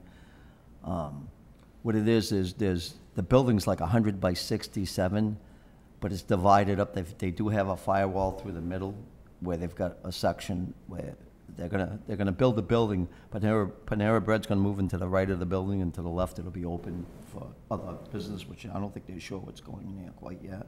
I guess he's negotiating with other companies, but they're not sure what they're gonna do. But it is a nice looking building. And then the next thing on the list is 8 Brookfield Road, the old fire station. Leon directed me, and we got some quotes, and they are done with, they just finished up doing the Texture 111. It looks pretty good.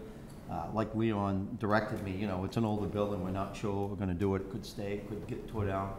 So we spent bare minimum of what made the building look nice. The only thing they have left to do is they have to spray it with the paint, the red paint. But other than that, just about done with it. It was a real small expense for a real large improvement on the building. Rapscallion, a cold storage, I did sign off on that. It's not a big thing. It's like an 800 square foot cold storage area that they needed. If you see McDonald's, you see the changes. What they did there is they changed the roof. Most McDonald's, the roofs kind of go like this and then like this. Well, they put it so that the roof changes, so it's just a sloped roof. They painted the outside. They did some changes inside, not a lot. Mostly the changes was to make the bathrooms bigger and more accessible. They improved the design. It's going to be really nice. Then we've got a couple new dental offices coming to town. The one at 110 Charlton Road, which is in the plaza down there on the right-hand side when you're driving down. And then 5354 Main, we have a new dental office there. And then the last 2 projects is that Doughty Road, which I haven't got a lot of paperwork yet on that, but I'm assuming I will soon. And then the other one is the public house, and the public house, it's going really well, as everybody can see. It's a large building, it's a beautiful building, it's gonna add a lot to the town. So we've been busy, there's a lot of things going on. I think everything's positive for Sturbridge. I'm proud to say I'm the building inspector in Sturbridge, because I think it's a great town. And I think there's a lot of really good things happening in Sturbridge. That's about it. Okay, any questions for Nelson? It seems like you're keeping really busy. Staying really busy. I love to take this chance to say, hey, this is my philosophy. I do my reviews, and I try to do them in a timely manner. And if you ever hear this, here's what I do. Sometimes, and I don't mean to say I make deals with people, but I express it to the people that are doing the jobs, and they understand it clearly. Sometimes they come up with the paperwork. A lot of times they don't seem to have all the paperwork. I give phase permits. Some building commissioners do. Some right next door don't. They insist they don't. My feelings are like foundation permits I give, but then you stop, but at least it gives them a chance to get the foundations in. And then we follow through with the paperwork, which I think is more work and harder for me, but I'm willing to do it because I think it helps business, and it goes a long ways into being business friendly. So I do things like that. There's certain paperwork I look for. I have policies for it now.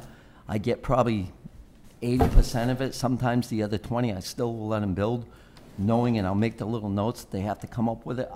I think that helps a lot, and I think the builders appreciate it. And sometimes it makes it harder because they don't come up with the paperwork, but I just want you as a board to realize I do that, and I think it's a good thing. And if anybody ever disagrees or hears, because I know sometimes Leon gets complaints, but I can always explain it. I'll go see him and I'll explain it, and he's pretty good as far as he listens, and it's lucky in a respect that he gets it, because you could get a town TA or a town whatever that might not get it, so that's important to me too. But I'm kind of expressing it to the board tonight, just so, you people might, if you ever hear it, there's usually an answer for everything. Complaints, same thing. I get a lot of complaints. I follow through with every complaint, and never believe one side. Always, give me the benefit of just coming and seeing me, and I guarantee you I'll have an explanation for it probably.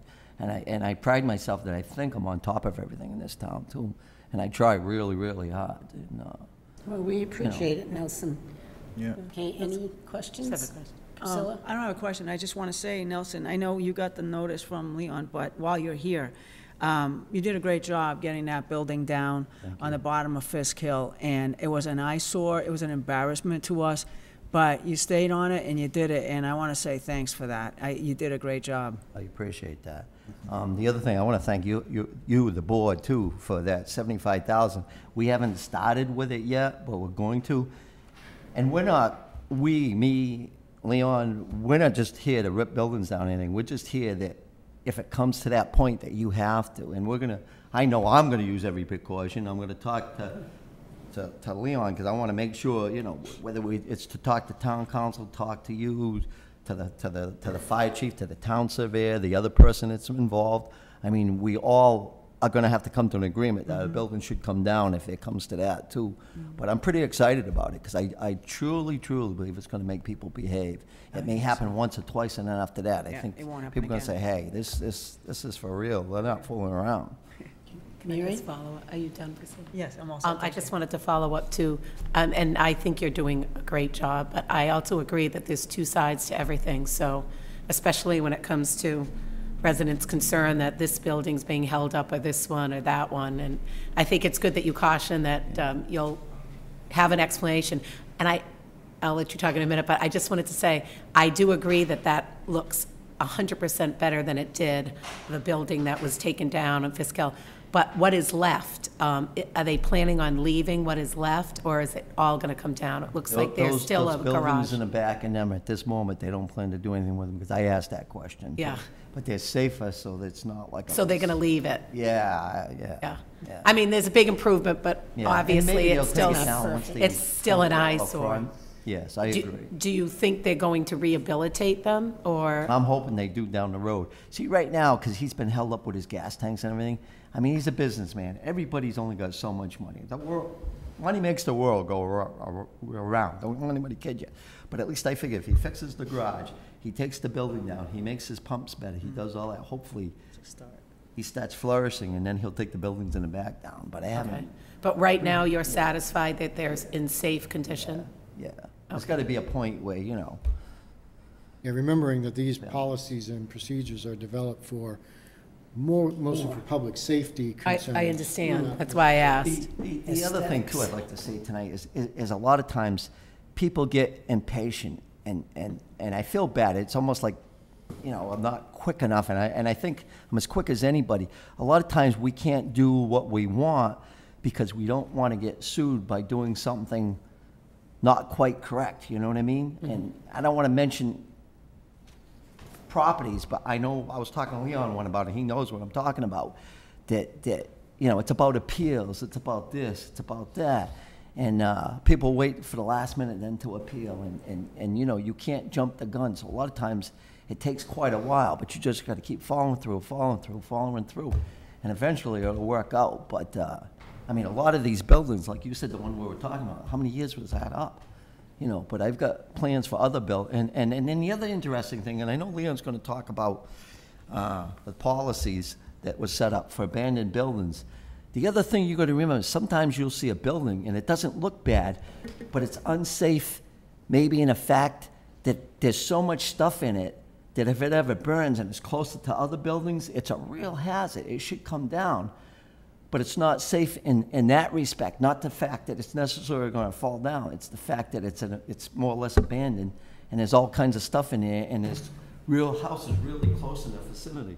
Because we've got a couple of them too, and we haven't even gone there yet. There's other ones that the need is greater to come down. But we're watching all that. We're looking at all that. You know, I think we're going to make Sturbridge a lot safer and a lot better looking town. But as much as looking, it's the safeness that, you know. And I want people to hear that tonight, you know, because I want them to know how we're thinking, you know. And that, you know, we're not just bullies. We're not just ripping down buildings, but they're going to, you know, I mean, a lot of them, the people should just, some of them, they should be doing them themselves, and I would rather that, personally, you know. But some of them are banks, and the banks are, like, not even around here, and I have trouble just communicating with them, never mind getting anywhere, you know. Mm-hmm. And I'm hoping that resolves some of those properties. Well, thank you for the reports. Both ways. Madam Chair, before Nelson leaves, I do want to take that one item that we have under Town Administrator's update while Nelson is here, and that is the draft policy on abandoned structures demolition. Nelson and I, we did talk about this quite a bit, and, you know, before we start going down the road, now that the money is available to us moving forward, you know, we need to establish a practice and a procedure for how and when and what decisions and what the decisions are. And before you've seen this before. It was actually, you saw this as we got ready for the annual town meeting, a similar version of this where we presented, you know, a practice based upon the references found in Mass General laws as to what the process would be once a abandoned building, which may or may not need to be demolished, comes before Nelson for action. And the process is established, citing, as you can tell, who will be responsible for what, when that happens, and you know, what references in Mass General law you know, calls for that to happen. You know, we worked with town council on this. It was reviewed through council, it was reviewed by Nelson, and if the board is so willing, we do think that before we start moving forward in any I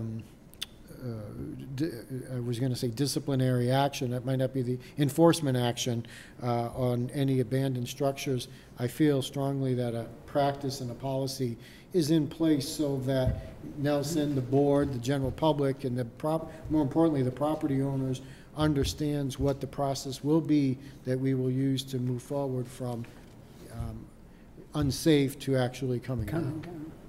Okay, does anybody have any question on the policy? You want me to walk through this, or I know you folks have had this. Yeah, no, we've, seen it before. yeah. In lieu of seeing the letter, Mike Poultry, he was appointed as the person, the citizen that didn't have any interest as far as, you know, he's got a lot of knowledge in building and stuff, but he doesn't rip buildings down or anything, and we had to pick one. I picked him, he accepted it. Yeah. I sent the letter to Leo. Yeah, we got the, Soon I'm gonna take and, I'm gonna go to the fire chief and to the town surveyor, which would be Gregory, and get them on board. What we're gonna do is when we do have meetings, I'm gonna take the minutes. I mean, I actually have no judgment in it, other than I show it to them, I explain it to them, I explain what my things is. It's their three decisions on the part of whether they feel the building is unsafe, and then we'll go from there. So it's not like one person's decision or anything, because I've heard people say, oh, what happens if one? yeah. No, that's not how it works. You know, so I just want to show you. People complain no matter what, so don't worry. I mean, I've never heard any complaints. No. okay. Who don't believe that? Does somebody then want to make a motion to approve the policy as written? So moved. I'll second that. Okay, any more discussion? All in favor? Okay, thank you. I abstain. Oh, and one abstention. Thank you, Nelson. And thank you for the 8 Brookfield Road work. Thank you. Thanks. You too, Nelson. It's still bright out there. Yeah. Madam Chair, next on the agenda is a discussion with Matt Kibbe regarding the dry tap program at Big Allen Pond. Madam Chair, in your agenda package, you have some correspondence from Mr. Kibbe.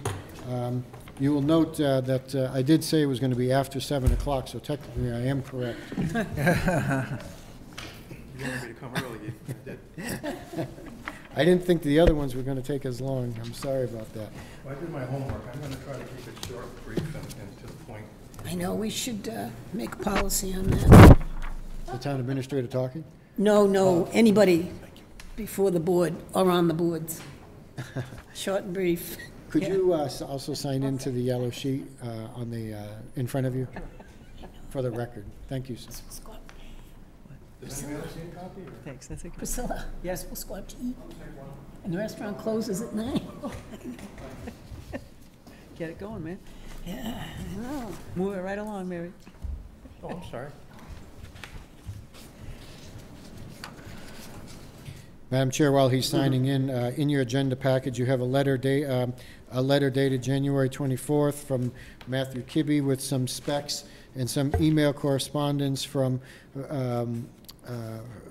from various department heads, as well as memos of review by Conservation, the Fire Chief, and our DPW Director, as well as the Town Administrator. Mr. Kibbe, if you could introduce yourself to the board. My name is Matt Kibbe. I live on my favorite lake in the world, Big Elm Lake, Castile. I learned to swim when I was 2 years old. I'm part of the Big Elm Lake Association. I'm on a boating committee, and although Bala does not represent everybody on the lake, maybe 80%, there's a lot of people that this project that I propose would benefit from in and outside the lake area. And the proposal is a dry tap, a fire hydrant that would help response time, improve response time if and when there's a fire ever happening at the lake, either on Mount Dan, a forest fire, or structural fire. And the dry tap that I'm talking about, there's a good example right behind you on the Right on your screens. Yep. Leanne was nice enough to do that for me. I've noticed in my travels, since I was in college up in Fitchburg, all the way to down in Yukon, I taught in Vernon Public Schools, I've noticed in my travels, a lot of lakes in the area and towns have these dry spigots, and the fire trucks can pull right up to them in rural areas where there's no fire hydrants like we have in town here, and they can fill their tanker trucks up very quickly, and while one truck is putting out the fire, the other one's filling up, and they reverse roles back and forth, and they can put that fire out much quicker, to the tune of it. If it was a fire, it could be maybe your porch catching on fire or the whole house. And the response time is very important. And I'm saying to myself, you know, Sturbridge is a great place to live. There's 5 lakes in this town, but not one of them has a dry spigot. And how would that be helpful with the tax dollars that we use in town for good things? This would be a very helpful thing and benefit a lot of people. And I thought maybe Big Island would be a good place to start because it's very clean. It's deep, it's rock bottom and sandy. There wouldn't be much problems with the filters, and it'd be easy to maintain. I proposed putting one down by the dam, but not on the dam, no structural integrity damage done to the dam. I know Greg would not like that. But to build like a little island off the dam near the spillway, maybe 8 by 8 with the same type of stone, but doesn't touch the dam or create any integrity problems with the dam. And have this pipe run underneath the frost line up to this artificial island, which will create a frost line so that they will never freeze. And they have access to this water 24/7 year-round. So I have a picture of it. I'll show you. I'm not an engineer, but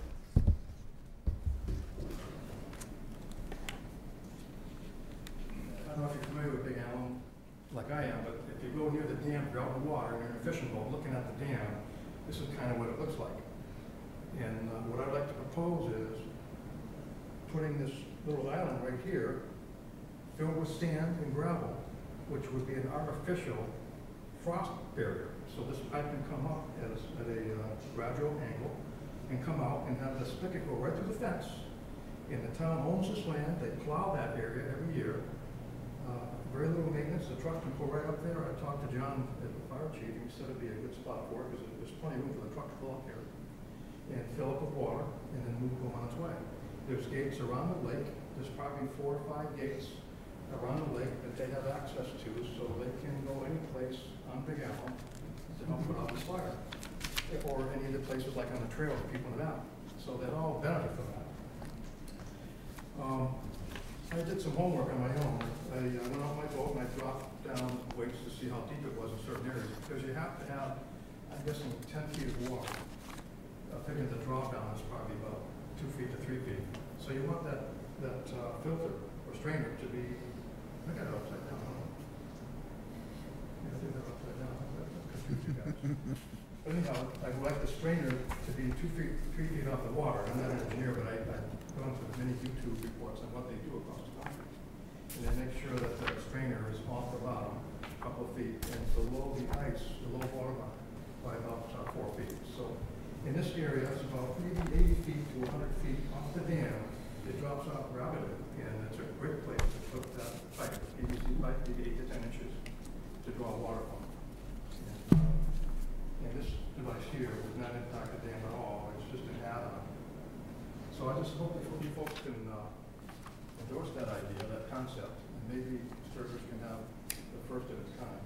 And, you know, there's some lakes like Walker Pond, if it's really muddy, murky or weedy, it might not be effective. But Big Allen Lake, I think, would be a perfect spot because it's all rock bottom. And one of the issues is who's going to maintain it, and what's it going to cost? It's about $50,000 to $100,000 according to Greg to do that, which is probably less than the cost of a new fire truck. But the residents in town, in that area, in the Run Lake, basically would benefit from that. And structural fires can be very expensive.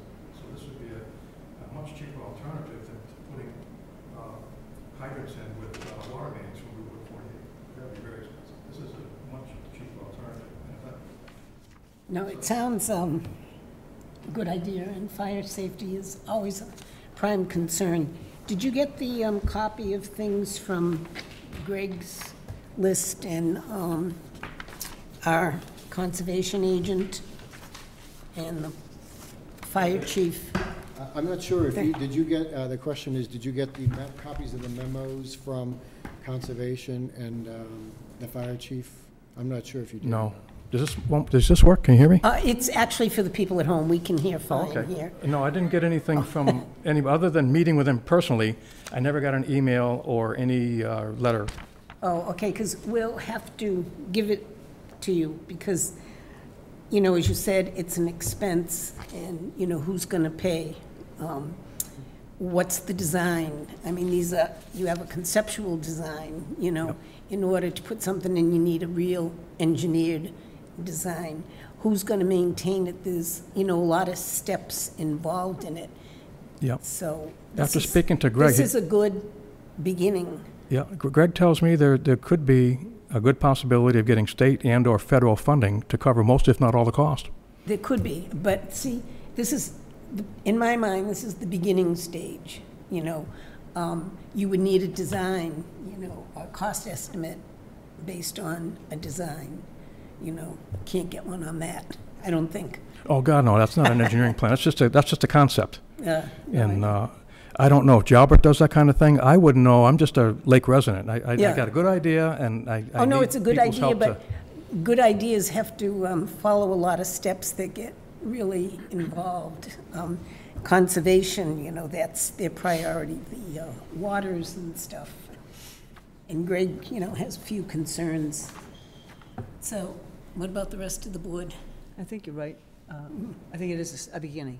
Yeah. That we should look into further, absolutely. Yeah, because we certainly have no budget for it, and we wouldn't even know what we would have to budget until, you know, there's a viable design.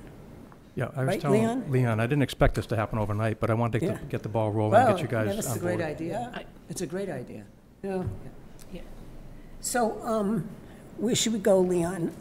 Mr. Kibbe would appreciate the copies of. Oh, yes. Yeah. I did summarize them. I sent him a lengthy email last night, kind of outlining some of the things that I heard from the departments. So we did have our email communication over the last couple of days. I think that the board, you know, ought to, you know, consider a policy on the development of these and maybe look to some of our other municipalities. I know that Mr. Kibbe has mentioned it a couple of times that this is a first of its kind. You know, he might be right about Massachusetts because I haven't found a lot of other examples in Massachusetts where these are, but this is a common practice in other parts of the country. Well, in Connecticut, I've heard of them. But yes, no, go ahead. I didn't mean to cut you off. No, I think that if you know, if the board is willing, I think that we can begin the process of looking at how we can establish a process by which, you know, applications like this are reviewed, you know, what that means, how do we look to structure the construction of these things, the maintenance of these things, you know. It would have to be a Board of Selectmen policy, like others, who pays for this, who, you know, where do they go? 1 for Big Alum, 2 for Big Alum, you know. We'd have to come up with a policy first. Okay. And then, like, you know, Greg said there might be money out there. Well, that's further on down the line. Everyone's always saying there's grants out there, yet when we go to get them, We don't get we don't get them. Well, Mary, I just planted the seed. I hope it grows. Yeah, no, Yeah. well, Mary? I just want to say that I would support definitely looking more into it, and hopefully Leon can give you guidance about a plan and that type of thing. Because our conservation agent says dry hydrants have and are being permitted throughout the state of Massachusetts. So she certainly makes it sound like they're already in Massachusetts on different lakes. So I went And- to, if you look at my first paragraph there, Right. there's quite a few Right. towns right near us. Exactly. And she also indicates that she does not anticipate any major concerns. So that's the conservation agent. So there might not be quite as many hoops to jump as we think, but I think I guess it. misspoke. I was actually referring to policies that have been Oh, established. policies, I'm sorry, I Leon. think I misspoke. Okay. I don't know, do we develop the policy first, or do we tell the lakes to come up with a, Well, no, we'd A have to have. design. I We'd know, have to have it's- the policy first. are you Even here including- representing the whole Lake Association with respect to this? Those that are in it. Yeah. BALA, Okay. Big Allen Lake. So you're all, I understand, but like, there's a lot of support for it, Oh, or yeah, the last meeting, it was full support. full support? And yeah. again, the Big Island Lake Association is not 100% of the people on the lake. I It's- get it. It's maybe 80%. Right. There's a lot of people outside the lake that could affect it. I don't know about Walker Pond, I don't know about Lead Mine or South Pond, I don't know about those people, but I'm sure Right. SLAC is one of the names of the groups that Sturbridge Lake represents all the lakes. Advisory, yeah. Maybe they should be involved Maybe in this. that's what I was going to suggest as well. Maybe SLAC needs to provide some input. Because if we support Big Alum, we got to think about the other lakes Yeah, too. well, that's and why we'd what have to have kind a of- policy Yeah. that would cover all the lakes. I appreciate the town administrator's comment about having a policy that would be town-wide. And, thank you very much for bringing this issue up. I was an engineer, and I have designed this kind of system before when I worked for Ty and Bond. I don't know if this type of system would significantly impact the insurance rates on the properties that would be covered by these, because It could. I remember doing something with the ISO ratings and stuff, the Insurance Services Office, and they recognize this as being the same as having a pumper truck, a tanker and a pumper truck. So there, and a lot of the fire departments around have tankers. To go to a fire. But I think it's a good idea. I think it's a cost-effective idea in most areas where we have ponds with no, public water supply. So I think we should, the Board of Selectmen is going to have to come up with a policy. It gets a little bit complicated because if the town is going to maintain the structure, then the town would have to have an easement, and we would need a town meeting vote. So it gets a little bit more complicated than just saying, yeah, we're going to put them in. But that's why we have to think about having a policy and how we're going to handle this. If I've worked in some smaller towns, a smaller town in the western part of the state where it was an association that actually maintained the 3 or 4 dry hydrants, as you call them, around the lake. So, if the town has to maintain it, then then we would need easements so that we would have the right to maintain it. Yeah. Well, I hope the town considers the fact that the idea behind it is to save lives in structural properties, and that far exceeds. Yeah. Oh, I know, no one thinks it's not a good idea. I think it's a Everyone good- thinks it's a good idea. I think it's an excellent idea. In fact, And the thought I wish came I up- had thought of it. The thought came up, somebody said something about, well, why not put it on private property and ask a homeowner to give up their land and do that? And I think that's going to be tough because most of the land around the lake is on hilly sections, and the fire department could not get their trucks near it. maybe the North Cove next to Radnor, that might be a spot. But the boat landing is state-owned, and that would probably be complicated to get the state to approve it. Probably could be done, but people put their boats in there, and you get the backwash of the props, and it would clog up the filters. But the dam would be a good location, because very few boats there. Yeah, but even just working anywhere around that dam, plans would have to be submitted to the Office of Dam Safety in the state, and even with your plan that you showed us tonight, we can't just go ahead and do something like that without getting approval from multiple, conservation, dam safety, who knows, maybe Chapter 90, or who knows, 91, excuse me. But you've given us a great idea, and we will move forward with it. Well, that's great. First part would be that's- a policy. If that's the case, then I won. Yeah. Look at it. But thank you for having me here. Well, thank you for coming in. Yeah, thank you for bringing up the issue.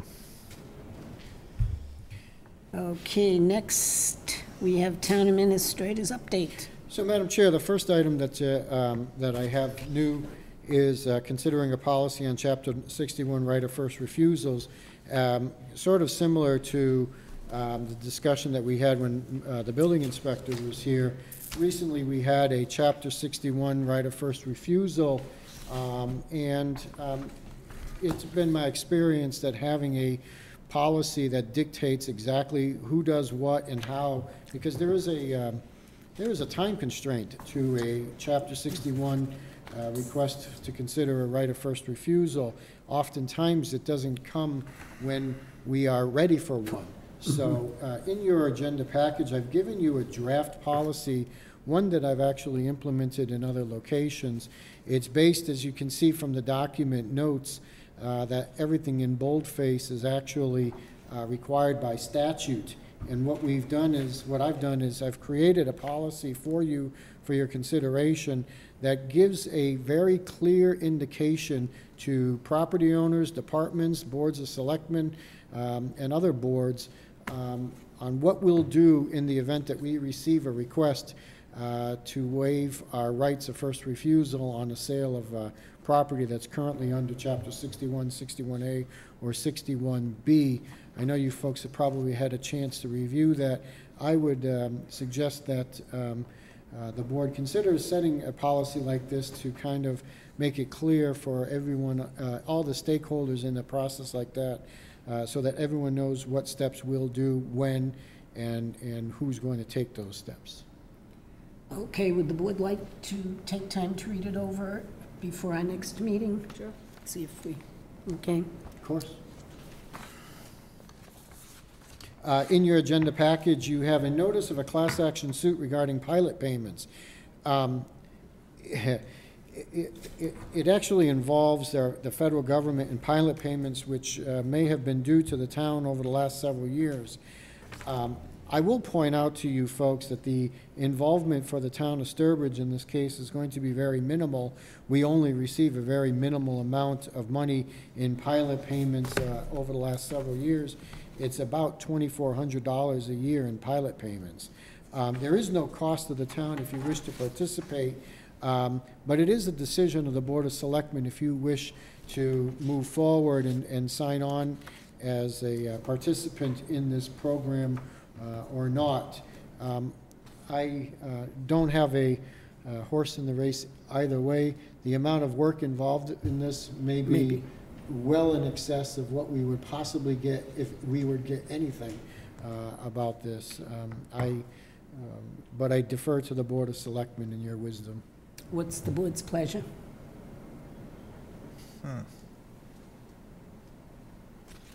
Well, it's maybe $2,400, but is it worth all the work? Oh, I don't think the benefit to us would be 24. It could be 10. couple of hundred dollars, if anything at all. So if it's, sorry, I misinterpreted that. How's the board feel? Nobody looks too enthused. I don't think it's worth it. No enthusiasm for that one. Duly noted. This is only underpayment by the federal government? Correct. It is based on a Class an action. original suit between Kane County, Utah, and the United States. It's actually a few years old, believe it or not. Yeah. But Do you really think it's going to cost, because I think all you have to do is fill out that opt-in notice form, right? And then That's you just correct. sit back and wait. That could be, we may end up with some, filing some paperwork to justify why we would, why we feel that we were shorted. We may have to fill out paperwork to explain, the ramifications to the town as to why we need that kind of those resources from the federal government. You may recall, we recently signed on to one for the opioid. Similar thing, cost us nothing to participate. I think in that particular case, the possibility of I was gonna use the word payday, that's probably not the appropriate way to say that, but it makes sense. The payday for the town in the opioid case is probably much more substantial than it would be for a case where, in the best scenario, we're only getting $2,400 now. So if we were found to be shorted 15% or 10% or something like that, the impact to the town would be minimal. But you do make a good point. It's, it doesn't really take much for us to participate other than, at this point, filling out this form and sending it back before September 14th of 2018. And I'm prepared to do either one. So. I don't know, how much, I guess how much work it would take. I guess we don't know what we're gonna get out of it. Minimally, right now, it's none. It's except for nothing, filling out right. the form. Yeah, but later on. Okay. I think then if it gets cumbersome, it should be discussed again. Can we do that? We'll do whatever you want. No, is that feasible? So you fill out this, send this out, then if it becomes, where it's gonna cost a lot of hours to put in, Could we withdraw at that? Yeah, okay. Then yeah, I fill don't have a it, problem for that. Yeah. That's what I Fill out the think. paperwork. yeah, Consider it done. drop it in the mail. Madam Chair, I would ask that the Selectmen approve the auctioneer's license for Robert Glass Jr. for August 11, 2018. Application was reviewed by the police chief. He signed off on the request. Okay, any questions on this? Is there someone willing to make the motion? So moved. Is there a second? I'll second it. second, Any discussion? All in favor? 5-0. Madam Chair, I'm proud to announce and happy to announce that the town has been awarded a $1,680 grant from FM Global for the purchase of iPads and accessories for the fire prevention program. In your agenda package, you have a copy of a memo from the fire chief and a copy of the letter from FM Global. Okay, any questions on that? It's always good news. Exactly. Madam Chair, I am asking the Board of Selectmen to concur with the vote of the Personnel Committee for the job description of the IT specialist position at grade 11. In your agenda package, you have a copy of the job description as reviewed and approved by and rated by the Personnel Committee last Wednesday night. Any questions on it? Is there a motion then to approve the job description? So moved. second, Any discussion? All in favor? 5-0. Madam Chair, I have no other business before the Board of Selectmen this evening. Okay, old business. Priscilla? None? Chase? Mike? none, Mary? No. And I have none. New? Priscilla? No? Chase? Nope. Mike? no, Mary? No. Okay, Mary's hungry. Mary, it's too late now. Not that late. To go to dinner it is. Oh, all right, all right. Okay, correspondence? Mary? Yes. Correspondence dated June 26 from Attorney General Maura Healey seeking assistance in trafficking enforced services. June 28th, Fannin Lenner, notification to Mass Historical Commission regarding improvements made to the cemetery stones at North Cemetery. June 28th, from Charter Communications regarding upcoming changes effective on or after June 30th, 2018. Heroes and icons will be added to Channel 135. Charter Communication, June 29th, upcoming changes effective on or after July 1st. a plaza will be added as a replacement of El Garage. July 3, Building Inspector Nelson Burlingham, announcement of demolition survey board appointments. And July 6, notification to abutters, a notice of intent from RV Management Services, notification of upgrades to the campground. That was the improvements that Jean referenced earlier. Yeah, it's quite a difference down there. They removed the whole thing. It's going to be very different. No longer any tent camping. It's going No. to be only RVs. It'll be quite something, I guess. Millions of dollars are being Yeah. spent. Nice. Madam Chair, on the last item of business before a citizens forum is the approval of minutes, and I have for you the draft July 2nd, 2018 minutes as prepared by our good public servant. Rebecca. Okay, does anybody have any corrections? We will add the, at the very end, I just noticed that we don't have the signature line for the For clerk Mary. of the board, so we will add that to the minutes. No questions? Is there a motion then? Motion to accept July 2nd, 2018 minutes? Second. Any discussion? All in favor? Okay, 5-0. Okay, citizens forum. This is your big opportunity to tell the selectmen what you think. Or the town administrator for that. Or anybody. Well, Priscilla, the favorite time. Motion to adjourn. I'll second it. Wasn't fast enough. Any discussion? All in favor? Thank you, everyone. Thank you. Are we keeping you up?